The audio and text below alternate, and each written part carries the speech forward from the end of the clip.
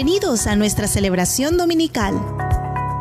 Somos una comunidad que glorifica a Dios. Somos una comunidad que por medio del Evangelio de nuestro Señor Jesucristo nos reconciliamos como personas y familias. Somos la Iglesia Bíblica Misionera Robledo, discípulos que hacen discípulos.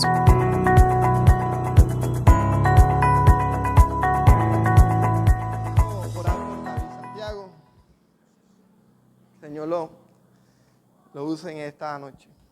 Amado Dios, te doy gracias por la vida de mi hermano. Gracias, Señor, por la palabra que le has dado en esta noche para edificarnos, para exhortarnos, para consolarnos, Señor. Suplicamos que tu Espíritu Santo, oh Dios, le dé más y más de lo que le has dado.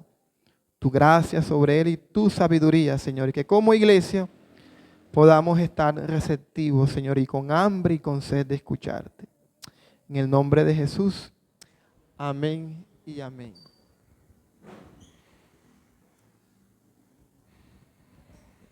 Bien, mis hermanos, Dios les bendiga. Es un placer para mí estar con ustedes el día de hoy. Como dijo mi hermano, el pastor Luis, mi nombre es David Santiago Ruiz. Soy egresado del seminario, pastoreo en una iglesia en El Salvador, se llama Iglesia Manantial de Paz. Pero por sobre todas las cosas, ¿qué más presentación puedo dar de ser su hermano y ser siervo de Dios como todos ustedes son? ¿Cierto? Por esa razón, como hermano y como siervo, quiero que vayamos nuevamente al texto en el que estuvimos reflexionando en la oración antes de yo pasar. Ese texto que se leyó fue Marcos, el Evangelio según San Marcos, capítulo 7, los versículos del 31 al 37. Marcos, capítulo 7, los versículos del 31 al 37. Y dice la palabra del Señor. Luego regresó Jesús de la región de Tiro y se dirigió por Sidón al mar de Galilea, internándose en la región de Decápolis. Allí le llevaron un sordo tartamudo y le suplicaban que pusiera la mano sobre él. Jesús lo apartó de la multitud para estar a solas con él. Le puso los dedos en los oídos y le tocó la lengua con saliva. Luego, mirando al cielo, suspiró profundamente y le dijo: Efatá. ¿Qué significa? Ábrete. Con esto se le abrieron los oídos al hombre y se le destrabó la lengua y comenzó a hablar normalmente. Jesús les mandó que no se lo dijeran a nadie, pero cuanto más se los prohibía, tanto más lo seguían propagando. La gente estaba sumamente asombrada y decía: todo lo hace bien, hasta hace oír a los sordos y hablar a los mudos.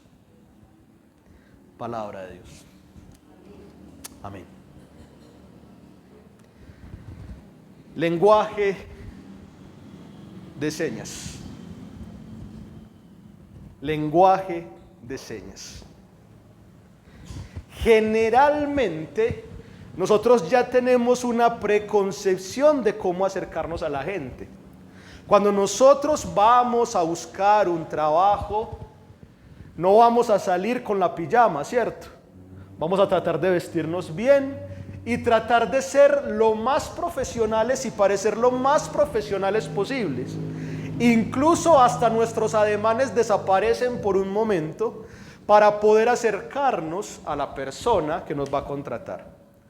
Cuando estamos delante de un niño y queremos decirle algo, no vamos a darle una disertación filosófica universitaria.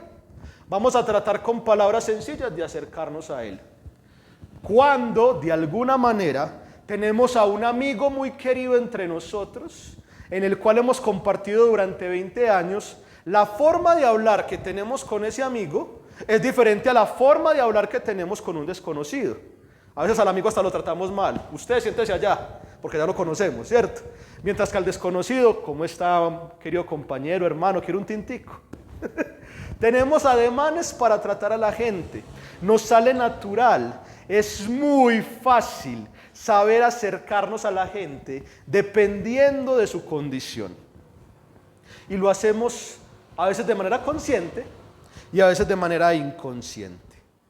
En este pasaje vemos precisamente que si esto que nosotros hacemos de manera consciente o inconsciente con alguna otra persona, también deberíamos estar receptivos a hacerlo con cualquier otra persona que se acerque a Jesús.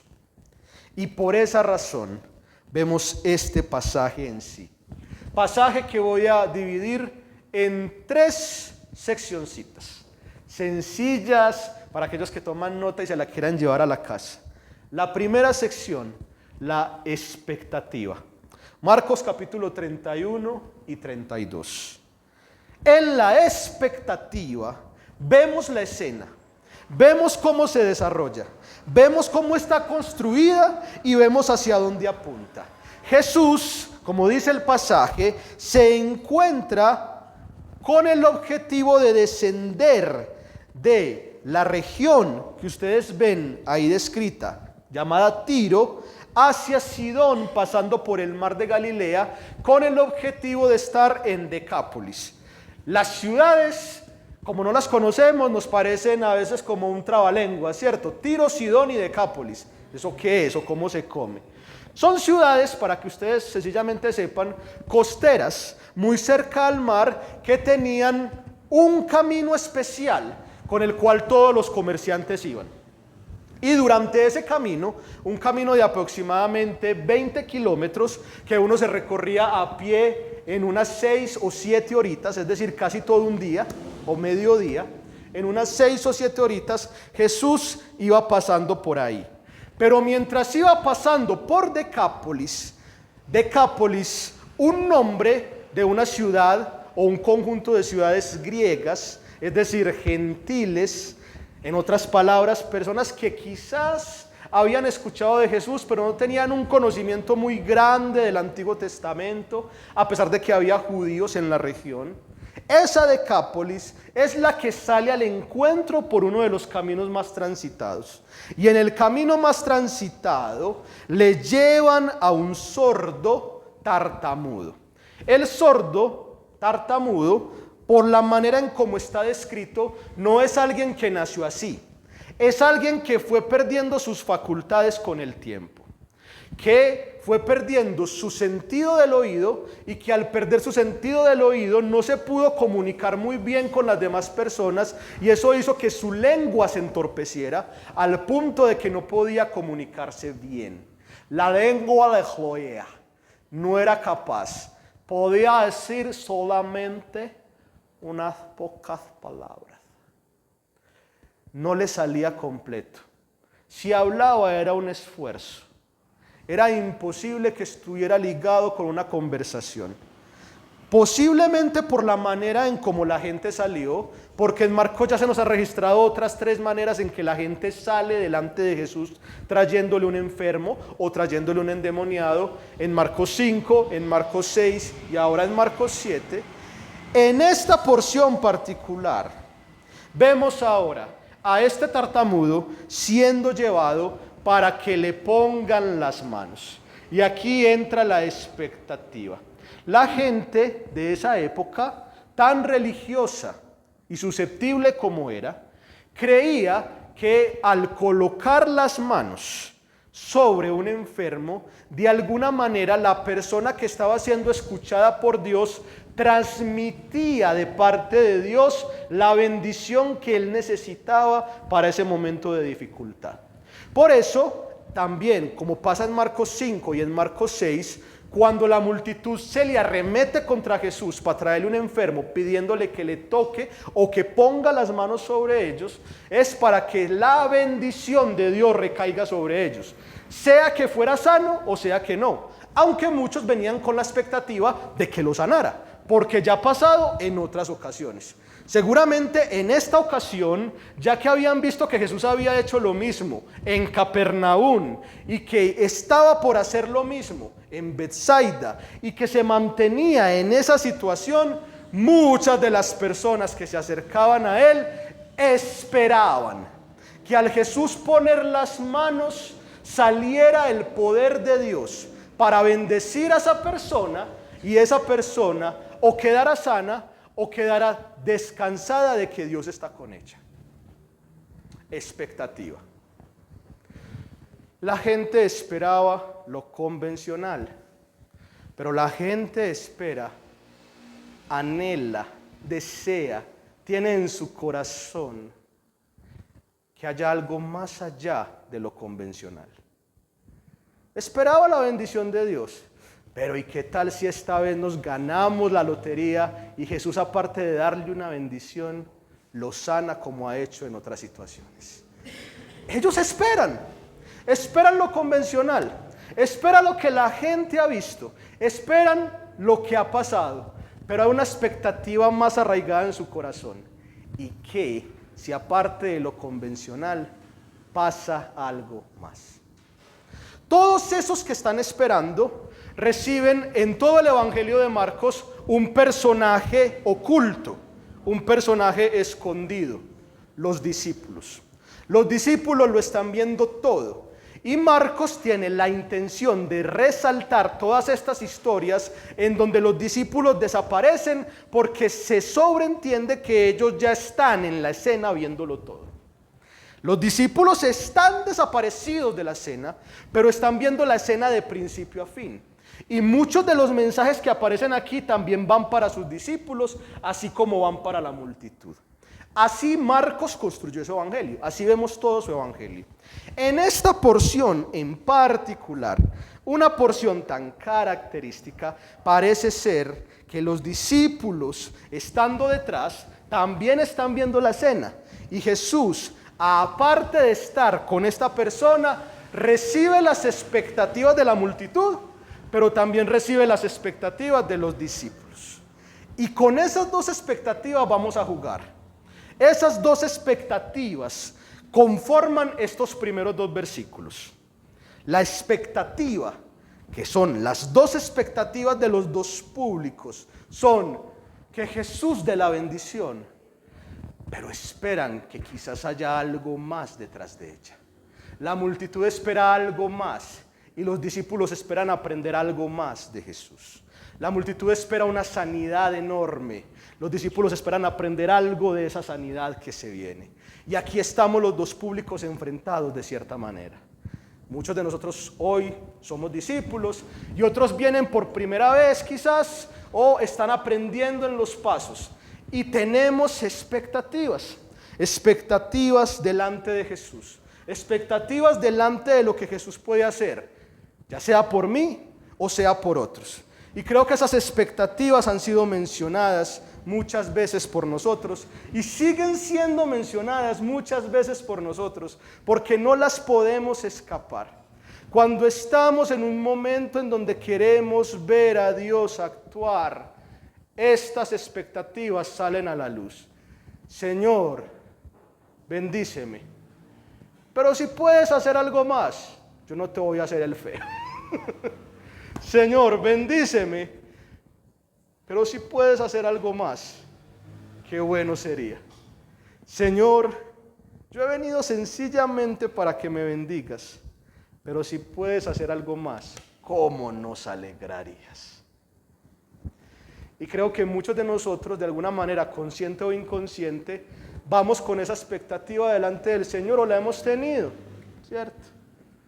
Una madre que no sabe ni cómo orar se acerca donde un pastor y le dice: Pastor, yo veo que usted el Señor sí lo escucha, ore por mi hijo. Espera bendición, pero espera algo más. Un joven que no sabe cómo salir de los problemas en los que ha sido consumido, se acerca donde otro pastor de jóvenes y le dice: pastor, yo no sé, ore por mí, o venga a mi casa, haga algo para ver si es que el Señor me habla, o es que yo estoy totalmente desorientado.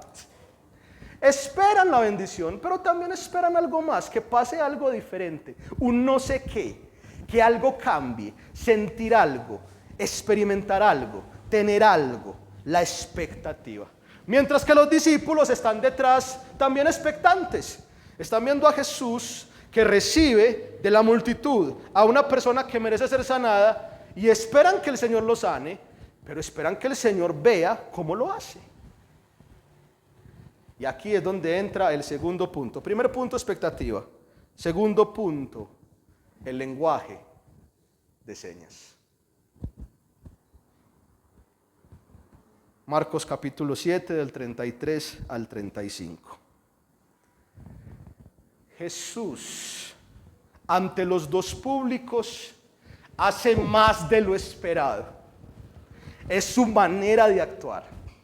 Lo ha mostrado desde Marcos capítulo 1 y lo mostrará hasta Marcos capítulo 16. Cuando uno cree que lo conoce, hay algo más que él hace.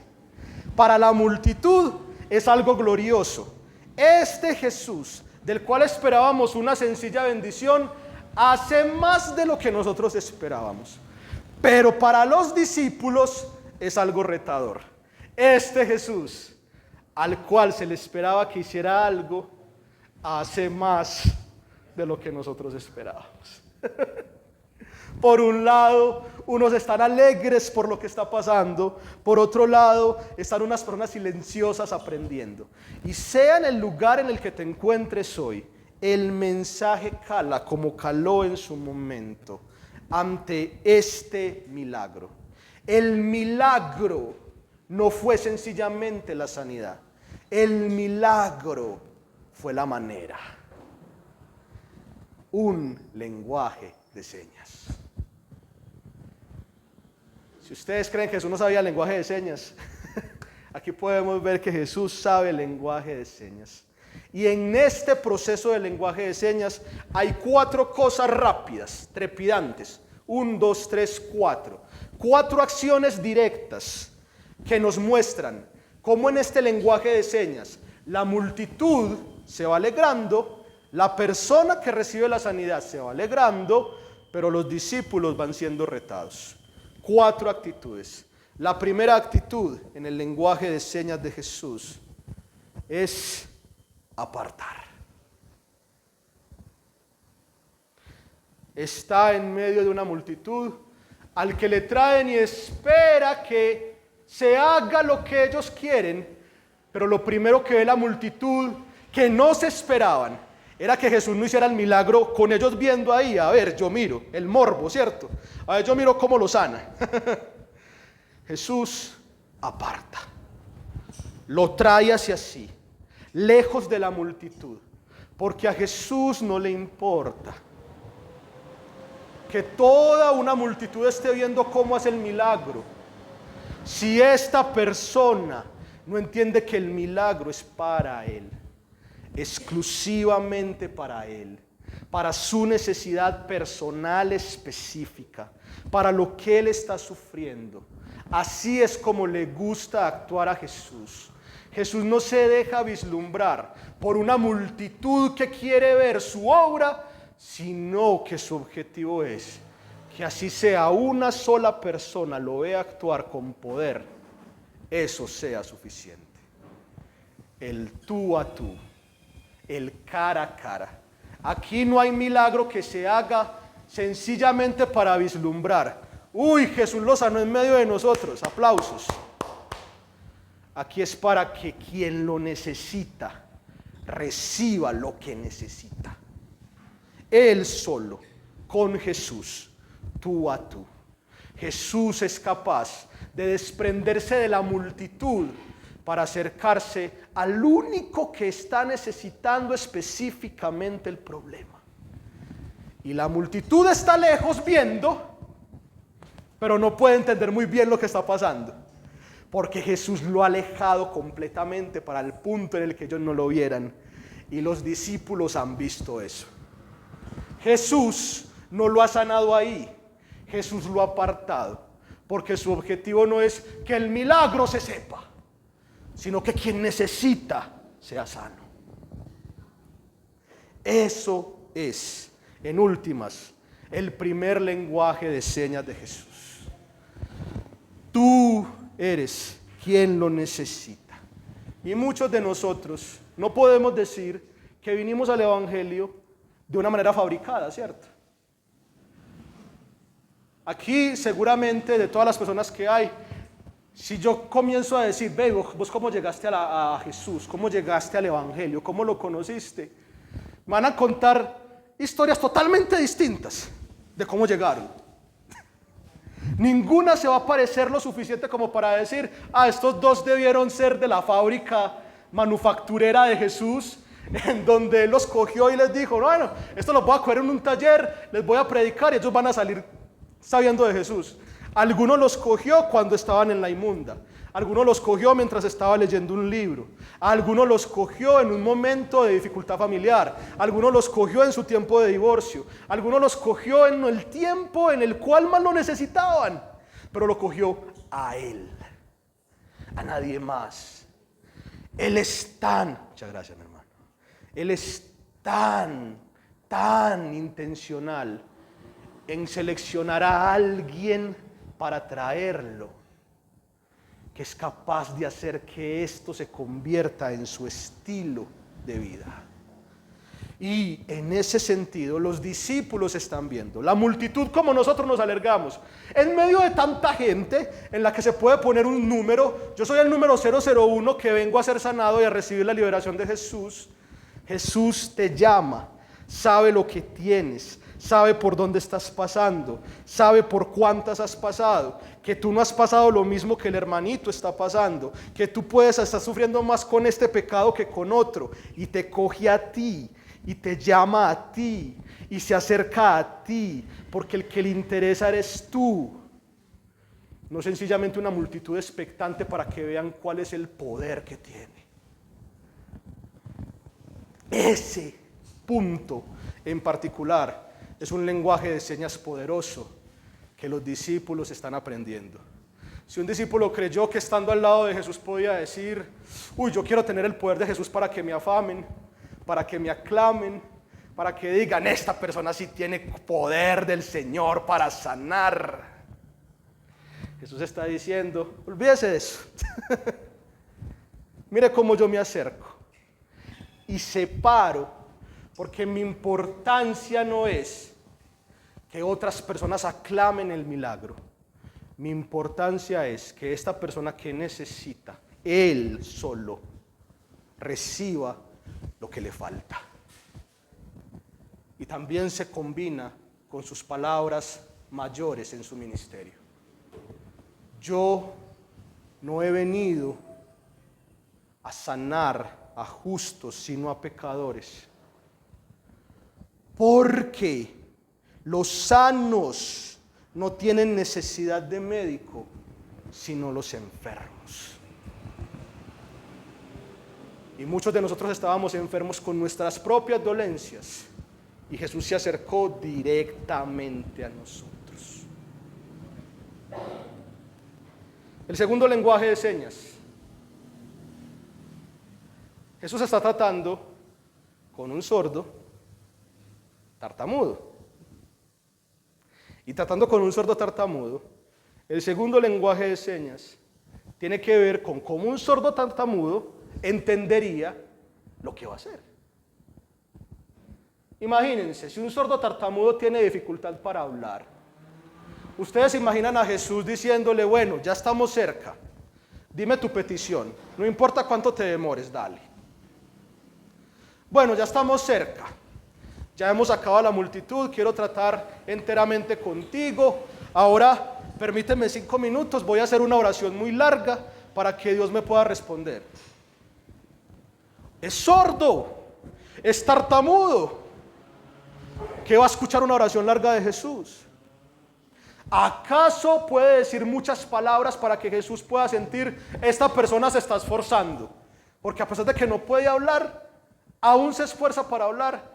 Felicitaciones, voy a sanarlo. Lo primero que hace Jesús, o lo segundo que hace Jesús en este lenguaje de señas es, le mete el dedo en la oreja, en las orejas. Le mete el dedo. Noten cómo lo dice el pasaje, versículo 33. Le puso los dedos en los oídos. Y acto seguido, le tocó la lengua con la saliva. Es un sordo, es un tartamudo. ¿Cuáles son los dos problemas que tiene? Que no escucha y que no habla. ¿Está esperando Jesús que la persona hable? ¿Está esperando Jesús que la persona escuche las palabras de bendición para que pueda ser sanado? Jesús pudo haber estado tranquilamente, porque ya lo hemos visto actuar así desde atrás y decir, queda sano, e inmediatamente la persona queda sana. ¿Acaso Jesús tenía que hacer toda esta parafernalia para llegar a ellos? Y la respuesta es sí.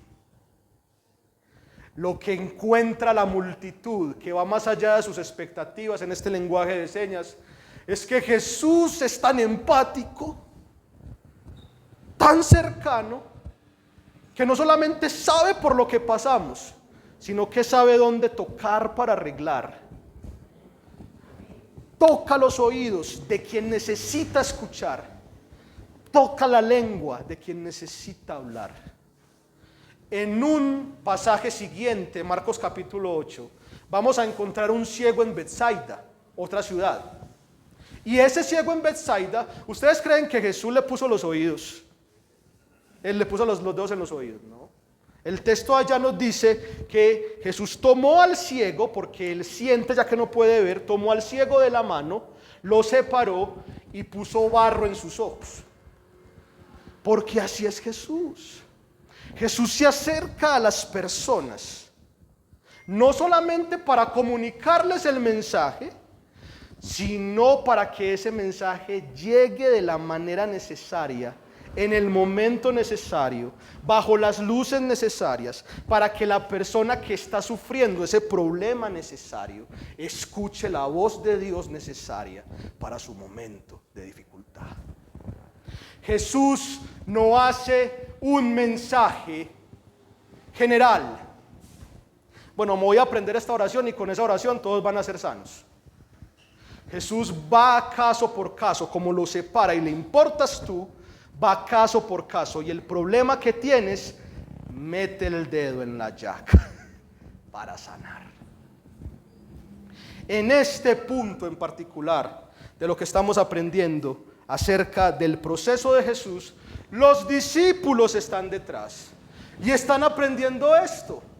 Jesús, ¿qué está haciendo? Si sencillamente puede decir, Padre, sánalo, inmediatamente queda sano, pero ven a Jesús preparando los dedos desde lejos, ven a Jesús preparando los dedos, metiéndole los dedos en los oídos, untándose saliva en la lengua, viéndolo a él personalmente, y le mete el dedo salivado en la lengua, y todos están viendo eso. Entonces dice, ¿por qué está haciendo este señor? ¿Qué está pasando? ¿Cierto? Lo que está pasando es que Jesús, y ese es el regalo para los discípulos detrás, no solamente está interesado en dar el contenido, sino también la forma en cómo el contenido llega. La forma acompaña al contenido. Y por eso esa misma forma se la dio a los discípulos al final, en Marcos 16, cuando les dijo, estas señales acompañarán a los que creen. Cuando ustedes estén predicando, va a haber lenguaje de señas que puedan usar. Porque no todas las personas vamos a llegar a la fe de la misma manera. No todos vamos a llegar con el folletico. Hay veces que vamos a llegar cuando en nuestro momento de dificultad se nos murió el hijo y una hermana cristiana que nunca se lo esperó estuvo ahí llorando con ella y ya. Y llegó a la fe. Pero ¿cómo? Vamos a ver testimonios en el cual la persona no escuchó por una predicación de un gran predicador en Estados Unidos o un gran evangelista en Costa Rica, que le llegó el mensaje directamente y algo se movió en su corazón, sino que estaba sumido en las drogas. Y un muchacho que había salido de las drogas fue y se le acercó y le dijo: vamos a la iglesia. Y eso fue suficiente. Porque no todos llegamos a la fe de la misma manera. Y eso lo debemos aprender como discípulos. Si como discípulos, aquellos que están discípulos aquí, esperamos evangelizar sencillamente, como siempre hemos evangelizado, puede que este mensaje de Jesús nos despierte las fibras. No podemos acercarnos con un tratado a una viuda que acaba de perder su hijo. Hay algo más. No podemos acercarnos con un tratado a un hombre que está sufriendo porque su familia lo dejó solo en un hospital. Hay algo más. No podemos acercarnos con un tratado o con un Dios te bendiga a una persona que está sufriendo hambre durante 3 días. Hay algo más. Y ese algo más puede ser el desencadenante para que esa persona vea que Jesús le está hablando a él, que tiene hambre, y una persona en la cual nunca esperó que nadie le diera, le acercó un pan con una gaseosa. Y eso es suficiente para que él diga: Jesús en realidad está tratando conmigo. Una persona que acaba de perder a su hijo querido, una viuda en duelo, que no sabe más que llorar, y todos se van en el tiempo del velorio y solamente se queda una persona, que nadie esperaba que esa persona se quedara. Una viejita que se acerca y se sienta con ella desde las 9 de la mañana hasta las 5, desde las 9 de la noche hasta las 5 de la mañana, esperando que se exhumen los restos. Nunca dijo una sola palabra, pero ella dijo: el Señor está tratando conmigo, porque nadie se hubiera quedado como ella se quedó. A no todos nos llega el mensaje de la misma forma, y Jesús es consciente de esto. Por eso a un sordo tartamudo no le habla, a un sordo tartamudo no le hace una larga oración, a un sordo tartamudo no le pide que exprese su fe, a un sordo tartamudo lo toca para que entienda que es con él y no con nadie más. El tercer elemento es uno muy particular. Versículo 34. Luego, mirando al cielo, suspiró profundamente y le dijo: Efata, que significa ábrete. Él tiene problemas en los 2 elementos que Jesús quiere tocar, pero este tercer lenguaje de señas nos enseña que él también utiliza los estímulos que él puede usar. Él es sordo y él es tartamudo, pero ve, y utiliza su vista para decirle que es con él.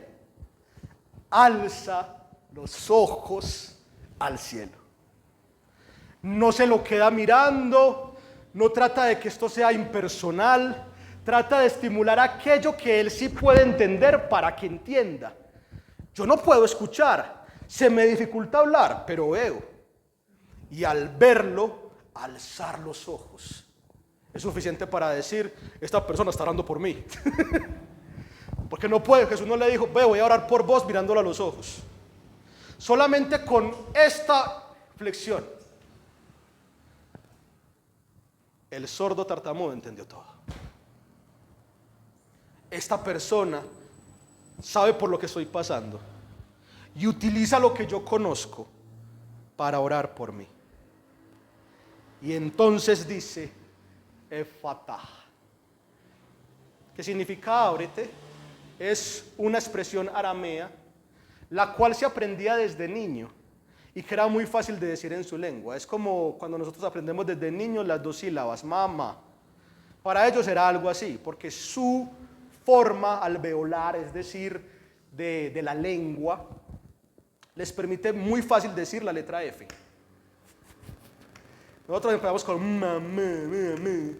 ellos es con la F. Entonces era muy fácil con la F enseñarle letras a los niños. Y una de las letras más importantes que se les enseñaba para aprender esa expresión era ábrete y ciérrate. Efatá, dekfatá. Efatá, dekfatá. Noten la sensibilidad de Jesús para que una persona que no puede hablar, solamente con verle mover los labios, sepa lo que le está diciendo. Porque él ha aprendido desde niño, es sencilla y hasta él mismo la puede decir para sí. Si tiene problemas con la lengua, al menos esto lo puede decir, como cualquier niño lo podría decir en su momento. Efatá, efatá. Por eso es que Marcos dice, para aquellas personas que no saben arameo, qué pena, me disculparán, voy a hacer un inciso, una nota al pie. ¿Qué significa? Ábrete. Pero quiero dejar el efatá, no lo voy a traducir. ¿Por qué quiero dejar el efatá? Porque de esta manera en cómo se acercó Jesús, la persona entendió.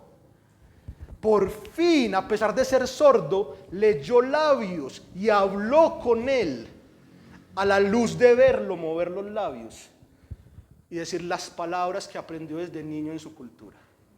Efatá. No le dio una oración larga, no se le acercó de esa manera. Sencillamente mostró qué era lo que iba a tratar y estimuló lo que ya tenía para que viera que él va a tratar eso. Lenguaje de señas. Y entonces, ante eso, sabiendo lo que Jesús ha hecho, termina el tercer punto, el júbilo. Marcos capítulo 7, versículos 36 y 37. El júbilo. Hay un momento en particular en que la manera en cómo Jesús actuó hace que la persona que ha recibido esto de Jesús y él se le abren los oídos y se le destraba la lengua y comienza a hablar normalmente, hace que estando en ese momento de soledad, cuando lo escuchan hablar bien y escuchar bien, se haga una algarabía como nunca antes se ha escuchado. Está escuchando, y todo está escuchando, está hablando, está viendo. Por fin lo tenemos con nosotros. Mira, no entendí absolutamente nada porque se lo llevó afuera. No entendí cómo lo hizo, no entendí cómo es que fue. Pero esa persona que tenía ese problema ya no lo tiene. Y esa soledad con Jesús ahora sí se abre al público. Y todos comienzan a proclamar. La palabra proclamar aquí es evangelizar. ¿Qué hizo Jesús? No dio una predicación, no hizo grandes palabras. Vino, efatá. Pero solo eso hizo que varias personas, al ver lo que había causado, y especialmente él, prorrumpieran en júbilo y dijeran: ¿viste lo que hizo Jesús? Aquel al que nunca se esperaría ver así, está ahora sí. Él recibió el trato personal, pero el trato personal nunca se queda en lo personal. Y también es algo que los discípulos están viendo y la multitud se alegra. ¿Viste cómo era? Y míralo ahora cómo es. ¿Viste el problema en el que estaba? Y precisamente su problema fue solucionado. ¿Viste la situación por la que estaba pasando? Y precisamente su situación ya la ha superado. ¿Viste que se encontraba con hambre? Y alguien le dio paz y ahora se ha convertido en predicador. ¿Viste aquella viuda que había perdido a su hijo y ahora se ha convertido en una consejera que ayuda a otras? ¿Viste eso? ¿Viste eso? ¿Viste eso? Es imposible que no salga el júbilo. Y es imposible que ese júbilo no prorrumpa en proclamación total, al punto de que Jesús dice: hey, silencio, por favor, esperen, no quiero que me vean así, no quiero que me vean sencillamente como un arreglador de cosas. Guarden silencio, piénsenlo para ustedes, llévenselo para ustedes, quédense tranquilos. Pero mientras Jesús más les decía eso, ellos: no, viste lo que hizo, increíble, viste lo que hizo Jesús. Y Jesús quedó opacado por el júbilo. Guarda silencio, no, viste lo que hizo. El júbilo de aquel que supo acercarse a la persona para tratar su problema específico y sanar su problema específico, prorrumpe en júbilo público. Y a veces los discípulos pueden ver esto y decir que no nos pasa a nosotros, de que nosotros esperamos arreglar los problemas públicos para que prorrumpa en un júbilo personal, invirtiendo los papeles. Que por favor no nos llegue a pasar que viendo a un Jesús solucionar un problema personal, esto haya estallado públicamente, a que nosotros, queriendo tener todos los problemas públicos solucionados, no haya ni una voz de júbilo que se levante, porque no estamos tocando el punto. El punto no son las masas, el punto es la persona. Y hay que hacer lenguaje de señas, porque es tan importante el contenido como la forma. ¿Y saben cuál es el resultado dado por Dios en esos casos? Ahora sí, júbilo público. La publicitación se da cuando el problema personal que ha sido solucionado sale a la luz, no al revés. Y esto también es algo que reciben los discípulos. Y es algo que recibimos hoy. De manera que, mis hermanos, ante las expectativas que tenemos, como gente que una vez estuvo en la multitud y ahora que somos sus discípulos, miremos el lenguaje de señas de Jesús y apliquémoslo para acercarnos a las personas, a una sola persona. Con que una sola persona sea suficiente, goleamos a las personas.